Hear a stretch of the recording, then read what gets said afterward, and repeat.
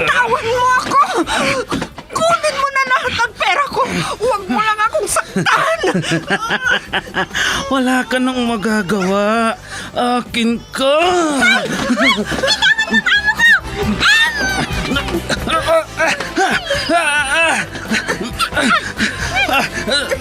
Sino kang pumulupot sa likod ko?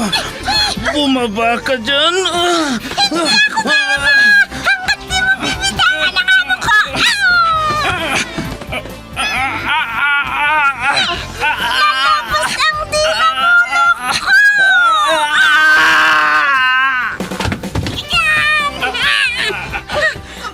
Ayan! Natumba na siya, madam! Salamat, Pepita! Salamat! Super Pipita, ang balikbayan na OFW, survivor mula Iraq, palaban sa hirap at nakahandang magsakripisyo sa ikabubuti ng karamihan, kabilang sa mga naturingang bagong bayani ng bansa. Super Pipita, isang dula na kung saan inyong mapapakinggan ang iba't ibang pakikipagsapalaran ng isang OFW. Super Pipita, mula sa Lovelet Artist and Talent Center Drama Productions, handog sa inyo ng #1 and most trusted radio network in the country, Bombo Radio Philippines. Basta Radio Bombo.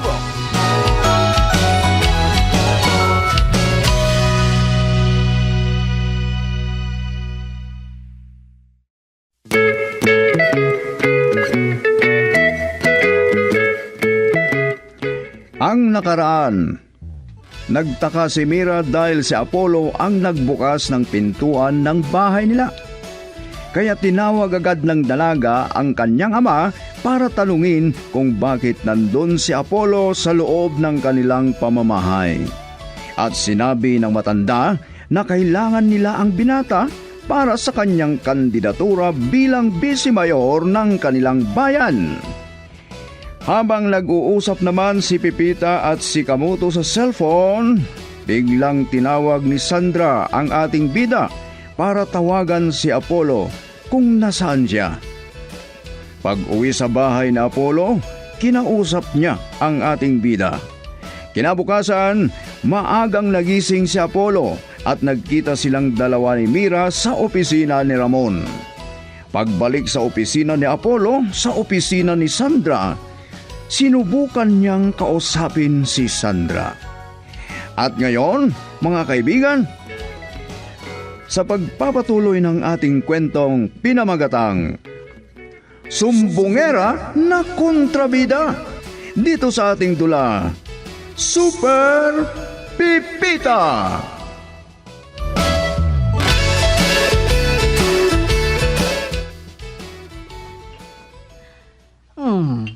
Saan ka ba nang galing? Tinatawagan kita, hindi mo man lang ako sagutin. Walang silbi yung cellphone mo, itapon mo na nga. Ano? Sayang, ante. Wala na akong pantawag kay Mira. Aanhin mo naman ang supladang iyon. Manang-mana sa nanay niya. Kaya malaking pagkakamali ni Ramon dahil hindi ako ang kanyang pinangasawa. Sobrang pagkasuklam ni ante kay Vice Mayor. Masakit pa ang kanyang loob dahil hindi sila nagkatuluyan ng dalawa. Paano kaya to? Bakit? Ante, Di ka na nagsasalita. Ante, Tapusin mo na ang ginagawa mo pagkatapos kakain na tayo. ante, may itatanong sana ako sa inyo. Halimbawang liligawan kayo ni Vice Mayor Ramon. Anong Vice Mayor ang sinasabi mo? Walang panalo yun. Hindi siya iboboto ng mga kapitbahay o ibang kamag-anak dahil nasusuklam sila sa kanya. Biruin mo, girlfriend ng pinsan, niligawan niya, inagaw niya. Paano mananalo yun? Ante, hanggang ngayon pa ba'y masakit pa ang inyong loob sa kanya? Ano naman ang dahilan para sa sakit ang loob ko, ha?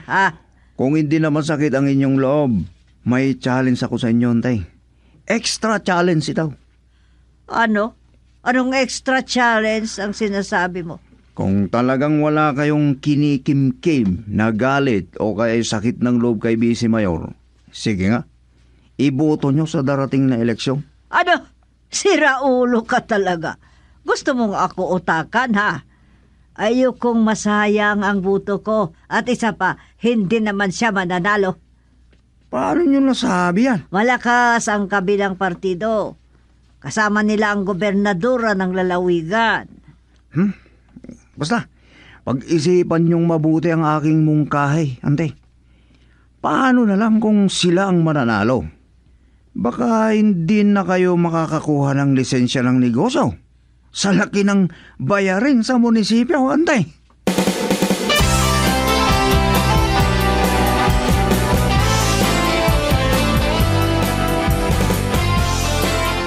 Hindi bale.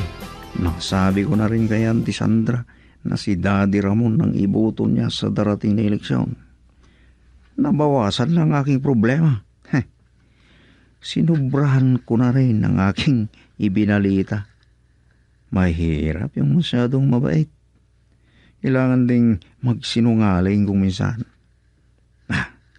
Tatawagan ko si Amira. Iinisin ko siya. Kahit isumbong pa ako sa kanyang daday, hindi ako pagagalitan noon. Ayan. Nagre-ring na ang kanyang cellphone.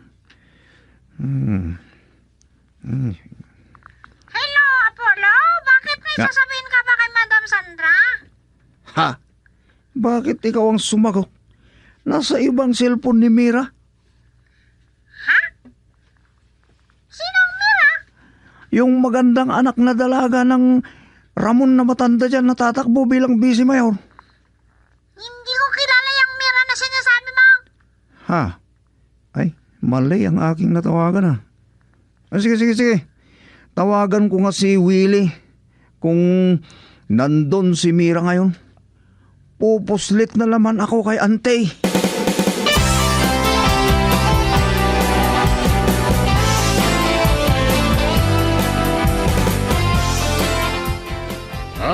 Akala ko hindi ka na babalik dito sa opisina. O ano, may napili ka na ba? Meron na, Daddy. Kaya lang wala silang stock. Mahigit 2 milyon ang halaga. Ano? O ang mahal naman. Marami ng butanting mabibili niyan. 2 milyon. Yun ang gusto ko, Daddy. Iha, baka kasi kulangin ako. Ano kaya kung pagkatapos na lang ng eleksyon saka ka bumili? Baka sakaling makakuha ako ng malaking project, ha? Paano kung hindi kayo mananalo? Huwag mong sabihin yan, Iha. Mananalo ako. Marami akong butante.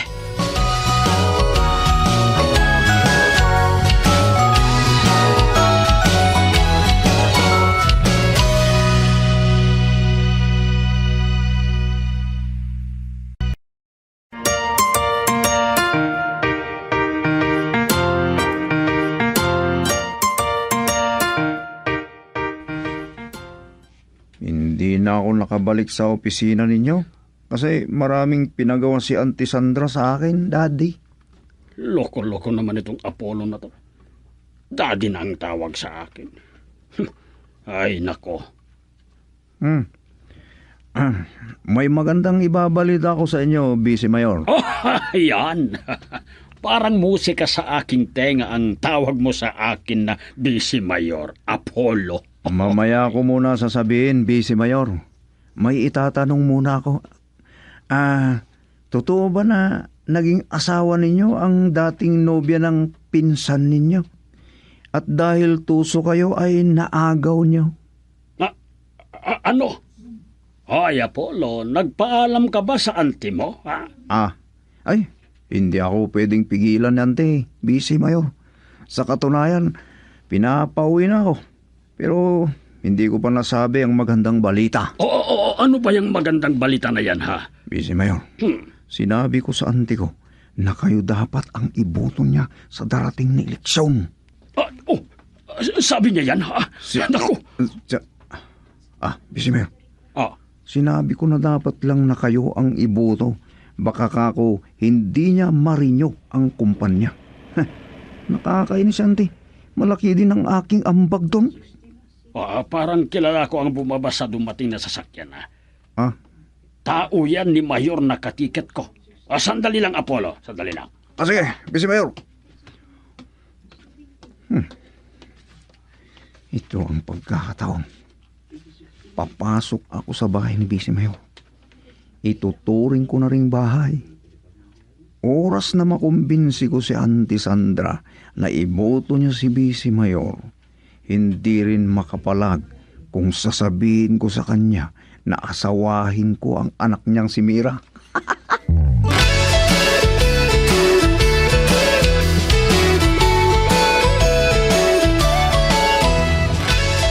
Ha? Hoy! Bakit pumasok ka ng basta-basta na lang, Apollo? May pahintulot si Vice Mayor. Sinabi niya na pumasok lang ako. Kausap niya kasi yung bodyguard ni Mayor. Mira, may maganda pala akong ibabalita sa'yo. Ano yon? Sabihin mo agad. Ay, mabuti na lang at hawak kong tuwalyang tinakip ko sa binti ko. Doon pala nagtatrabaho si Willie kung saan ka nakapili ng sasakyan na bibilhin mo. Maganda daw yung napili mo eh. Namamahala ng daddy. At baka kulangin ang pera niya sa kampanya. Kapag may sasakyan ka na, huwag kang makalimot ha. Ano? Binibiro lang kita. May sasabihin sana ako sa iyo. Alam ko na yung sasabihin mo. Ayaw ko sa'yo. Ha? Ang sabi ni Willie, kapag bumili ka daw doon ng sasakyan, malaking diskwento ang mapapasa iyo. Pero hayaan mo na. Kalimutan mo na ang sinabi ko. Ha? Sige. Teka! Sandali! Hindi na ako pinansin.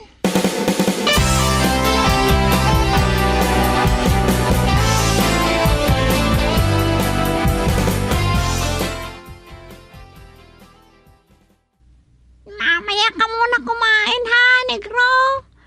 Patapusin mo muna kami ni Madam Sandra. Mabuti pa yang pusa, Pipita.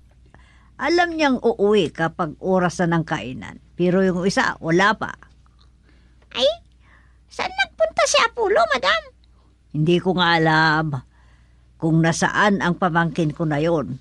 Baka nandun na naman sa bahay nila Ramon. Yung kumakandidato sa pagka-vice mayor? Oo. Kung maaari, ayaw ko siyang pag-usapan. Kasi nandito na tayo sa harap ng hapagkainan. Naiinis ako kapag naaalala ko siya. Ikakampanya ko siya na hindi nila ibubuto.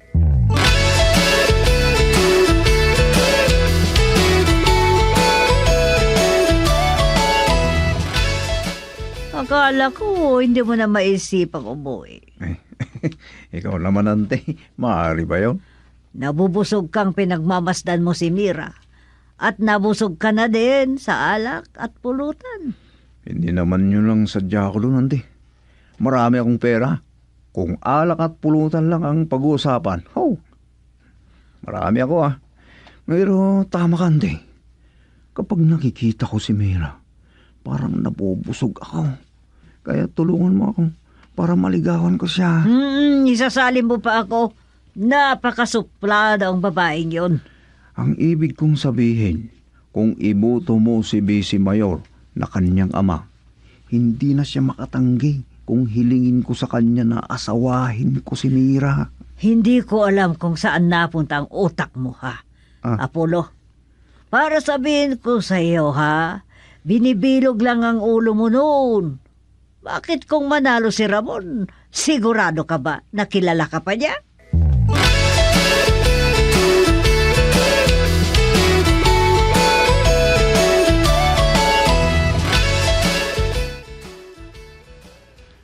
Parati kong sinasabi sa'yo, sayawan mo lang si Apollo. Pagkatapos ng eleksyon, hindi na siya makakaapak sa pamamahay natin. Naiinis ako sa kanya. Basta-basta na lang pumapasok dito sa loob ng bahay. Mabuti na lang at nahablot ko kaagad ang tuwalya na nakasabit sa upuan. Natakpan ko ang aking binti. Oh, di bale. Maputi naman niyang malalaki mong legs. Pwedeng pamalo ng mga asong gala. Si Daddy naman. Oh, pero biro, iha. Makinig ka sa akin, okay? Nakausap na daw niya si Sandra at oras na makumbinsi niya ang kanyang auntie na ikakampanya ko, syempre, mababawasan ang bibilhin kong boto. O, di makakabili ka na ng sasakyan na pinapangarap mo, di ba?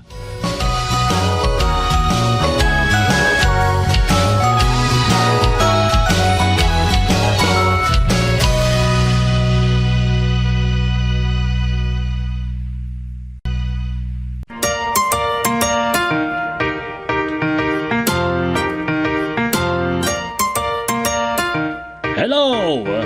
Magandang umaga, Mayor. Oo, kailangang sanayin na natin ang tawagang yan. Tayo talagang mananalo at wala nang makakahadlang pa. Mabuti kung ganon. Maaga talaga akong nagigising. Kaya naniniwala ako na mananalo tayo. Noon nga kinaya kong agawin ang nobya ng aking pinsan na ikakasal na sana. Yan pa kayang boto. Okay, Mayor. Mamaya na lang. Bye. Daddy, sa susunod pang linggo ang kampanya. Busy ka palagi. Mabuti at nilapitan mo ako, Mira. May pupuntahan kami ni Mayor, ha? Ikaw muna ang bahala dito. Paano yung bibilhin kong sasakyan? Oh, akala ko na pag-usapan na natin ang tungkol dyan. At sa pagkatapos na lang ng eleksyon ka bibili, di ba? Bahala kayo. Kung ayaw nyong sigawan ko si Apollo kapag pumunta dito. Ay, wag naman, iha.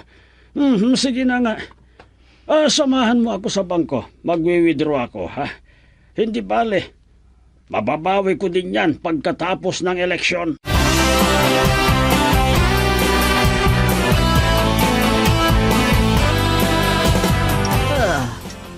Palagi ka namang maagang gumising ngayon na. Ayan ang gusto ko. At ikaw na rin ang nagtitimpla ng kape mo. Mas mabuti kung ako na lang ang magtimpla ng kape ko, Antay. Maaga pa ba tayong pupunta sa opisina ngayon? Oo, 8:00. Alam mo na, traffic. Yan ang isa sa mga ipinangako ni Daddy Ramon, Antay. Kapag manalo, resolbahin niya ang problema sa traffic. Maniwala ka naman sa taong yun. Yun nga lang mga kapitbahay niya doon, ginawang garahe ang gilid ng kalsada. Hindi niya mapagsabihan. Yan pa kayang traffic? Ay, nako. Pag-isipan mong mabuti ang mga sinasabi mo, Apollo. Pagkatapos ng eleksyon, hindi ka nakilala noon. Pepita, ubusin mo na nga ang kape ko. Ano? Ang pangit naman ng ugali mo, Apollo. Ipaubos mo kay Pipita ang kape mo. Hindi ka na nga marunong magtimpla. Pagkatapos ipaubos mo kay Pipita. Ilagay mo na lang dyan. Itatapon ko yan mamaya. Bakit? Nababahuan ka sa akin. Labhan mo kung ganon yung pantalon ko. 3 araw ko nang ginagamit yun. Ano? Ay, tingnan mo ang ugali ng taong yan, Pepita. Talagang mabaho ang loko. Nakakahiya. Paano kaya magkakagusto si Mira sa kanya?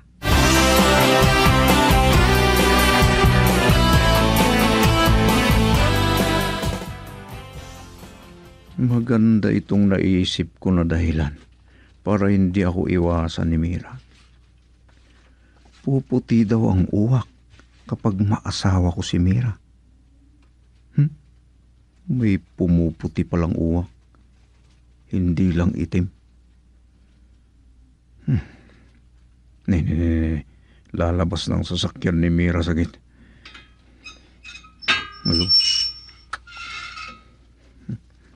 Ganda talaga. Apollo, ang aga-aga nandito ka? Nasiraan nga ako ng sasakyan. Talaga lang ha? Sa tapat pa mismo ng bahay namin ka nasiraan. Wow ha? Mabuti naman at hindi mo binalandra sa gate namin. Kung hindi ako makakadaan palabas. Nalamigan lang siguro ito. Saan ka pupunta, Mira? Bakit mo tinatanong? Anong pakialam mo? Ang galing magpahiyang babaeng ito. Siya nga pala, may nabanggit sa akin si Willie. Oh, ano ba yon? Kinakausap pa kita noon. Pero bigla ka na lang umalis. Paano kasi? Pinahiya mo ako. Magkita na lang tayo sa bilihan ng kotse mamaya. Ha, Mira?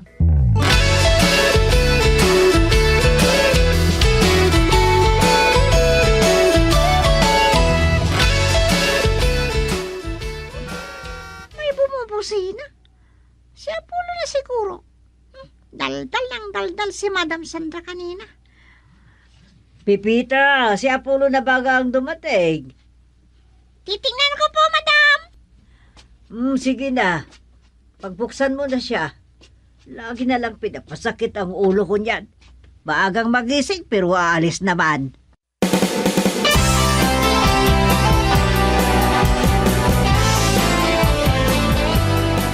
Akala ko may pinuntahan kayo ni Mayor, Daddy.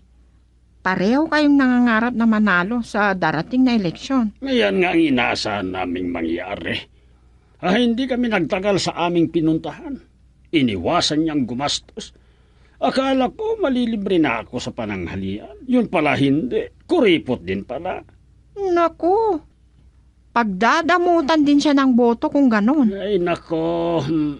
Teka, nakabili ka na ba ng sasakyan? Oo, Daddy, maganda. Nautakan yata ako ni Apollo. Wala man lang discount. Pinagkaisaan yata nila ako ni Willie na yun. Baka may commission din sila. Ano ba yung ginagawa ninyo, Daddy? Ito, nagfe-Facebook habang kinakausap kita. Sandali. Ikaw yata ito Ha?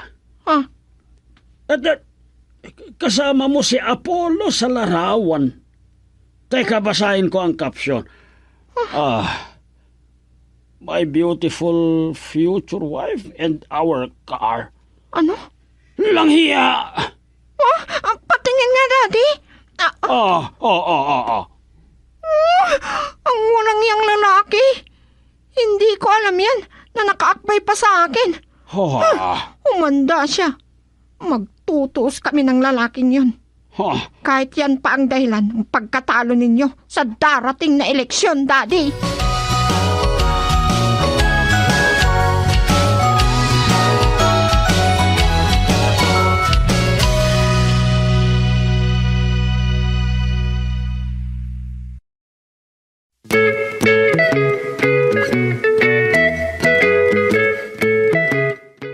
Ano ang susunod na mangyayari?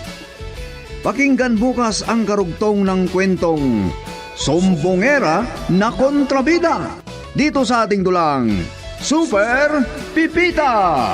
Inihandog sa inyo ng #1 and most trusted radio network in the country, Bombo Radio Philippines.